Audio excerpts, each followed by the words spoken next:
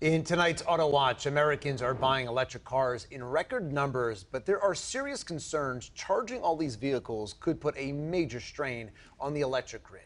Joining us tonight is the editor-in-chief of the DetroitBureau.com, Paul Eisenstein. Paul, thanks for joining us today. Good to be with you again. So this is a concern everywhere as EVs become more and more popular in the years ahead, but is it more of an issue in places like Southeast Michigan, where we already tend to have a bit of an issue with power when inclement weather hits, or does that matter? Oh, there's no question about it. I'm an EV owner, as I've said with you in previous appearances. So there have been times when I've had to struggle a little bit. My charger is not working, but I've usually been able to drive a few miles away and find a place to plug in at a public charger. The longer term question is, will there be enough generation capacity? And the good news is, at the pace that EVs are rolling out, we should be able to catch up and have more than enough generation capacity in place. Look, we already hear from DTE that they're putting in massive amounts of solar power just to take over and deliver green energy to the Ford Motor Company network. So if there's pressure on the utilities, or they simply realize that they can make money from this, we should be able to see that the generation industry will have enough power to keep up with the growth of electric vehicles. The other question is, can they keep the power on by keeping the poles from falling down in bad weather? Well, is this going to have a domino effect, in your opinion, as we see right now with the way electric cars are just exploding on the road? They're everywhere, and we see this increase. Can the electrical grid withstand all of the electrical cars right now? Oh, they can easily handle what's out there now.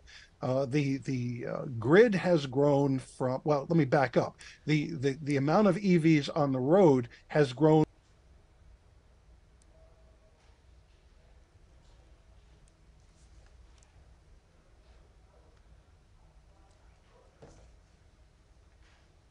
from 1% in 2019 to about 7.5% so far this year, but the grid has largely kept up. We hear people saying, "Oh, but look at all these times that the utility industry, like DTE, has said, please don't charge in the middle of the day." Well, the reality is most people don't charge in the middle of the day.